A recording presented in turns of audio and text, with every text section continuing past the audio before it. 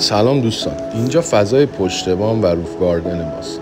کفسازی این قسمت با یک شیب یک طرفه به سمت جوب ها انجام شده تا آب باران یا شستشو از طریق جوب ها به کفشور منتقل بشه. اما نکته مهمی که میخوام بهش اشاره کنم مربوط به کفشورهای پشت بام هستش. طبق آیین‌نامه مبحث 16 مقررات ملی ساختمان در پشت بام نمیتوانیم از کفشورهای پلاستیکی معمولی استفاده کنیم، چون باید کفشورهایی به کار ببریم که مقاومت بالا در برابر خوردگی، در برابر تابش آفتاب، تحمل اختلاف دمای بالا و دارای شبکه صافی و آشغالگیر باشه. به همین دلیل ما از کفشورهای چدنی استفاده کردیم که هم مقاومه، هم دارای صافی و آشغالگیره و هم مطابق با الزامات آیین‌نامه‌ای.